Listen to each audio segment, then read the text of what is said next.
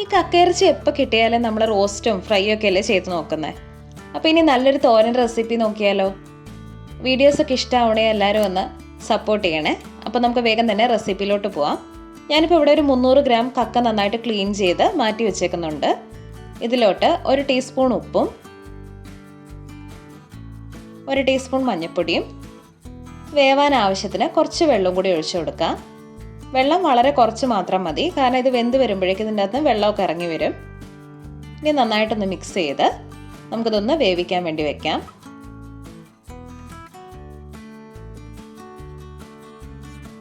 Gas ഒരു law to മീഡിയത്തിൽ വെച്ചാൽ മതിയാവും. ഒരു 10 മിനിറ്റ് ഒക്കെ ആകുമ്പോഴേക്കും കക്കയൊക്കെ നന്നായിട്ട് വെന്ത് കിട്ടും. ഇനി ഒരു ചീനച്ചട്ടി വെച്ച് ആവശ്യത്തിന് വെളിച്ചെണ്ണ ഒഴിച്ചു കൊടുക്കാം. ഇതിലോട്ട് ഒരു 15 അല്ലി ചെറിയുള്ളി അരിഞ്ഞത്,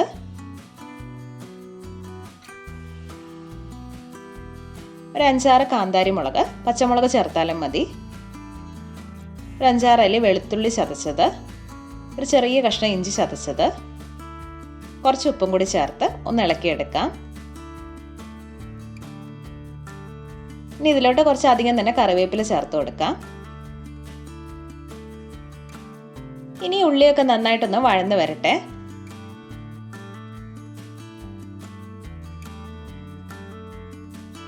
ഉള്ളിയൊക്കെ നന്നായിട്ട് തന്നെ വഴന്ന് കിട്ടിയിട്ടുണ്ട്. ഇനി ഇതിലോട്ട് നമുക്ക് മുന്നേ വേവിച്ച് വെച്ചേക്കുന്ന കക്ക ചേർത്ത് കൊടുക്കാം.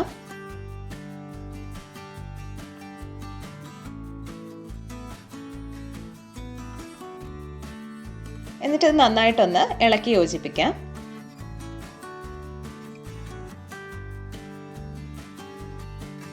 ഈ സമയത്ത് ഗ്യാസ് ഒരു ലോ ഫ്ലെയിമിലാക്കി ഇതിങ്ങനെ ഇരിക്കട്ടെ.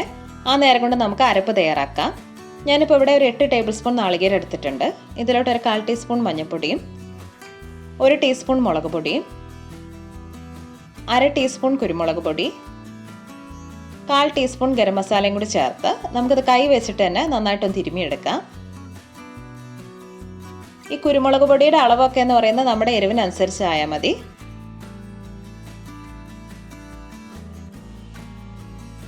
ഇനി ഇത് കക്കയിലോട്ട് ചേർത്ത് കൊടുക്കാം.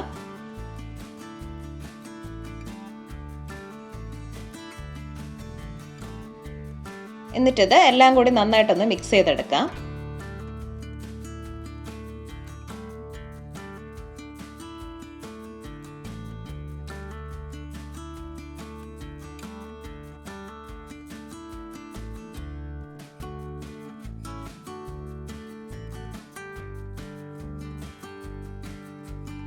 ഈ സമയത്ത് നമുക്ക് എണ്ണ കുറവാണെന്ന് തോന്നുവാണെങ്കിൽ കുറച്ചുകൂടി വെളിച്ചെണ്ണ ഒഴിച്ച് അതുപോലെ ഉപ്പൊക്കെ നോക്കി ഒന്ന് ബാലൻസ് ചെയ്താൽ മതി. ഒരു 10 മിനിറ്റ് ഒക്കെ ഇരിക്കുമ്പോഴേക്കും ഈ കക്കയിലോട്ട് മസാലയും അരപ്പൊക്കെ പിടിച്ച് നല്ല ഡ്രൈ ആയിട്ട് തന്നെ കിട്ടും.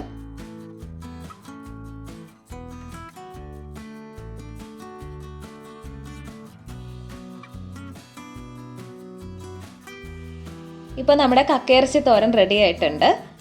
അപ്പോൾ ഇനി കക്ക കിട്ടുന്ന സമയത്ത് എല്ലാവരും ഇങ്ങനെ ഒന്ന് ട്രൈ ചെയ്ത് നോക്കൂ. പിന്നെ ഈ കക്കയ്ക്ക് തന്നെ പല സ്ഥലത്തും പലതാട്ടോ പറയുക. ചില സ്ഥലത്ത് എരുന്തെന്നൊക്കെ പറയും. അപ്പോൾ എല്ലാവരും ഒന്ന് ട്രൈ ചെയ്ത് നോക്കിയിട്ട് ഫീഡ്ബാക്ക് അറിയിക്കണേ. പിന്നെ നമ്മളെ ഇതുവരെ സപ്പോർട്ട് ചെയ്ത എല്ലാവർക്കും ഒരുപാട് നന്ദിയുണ്ട്. Thank you.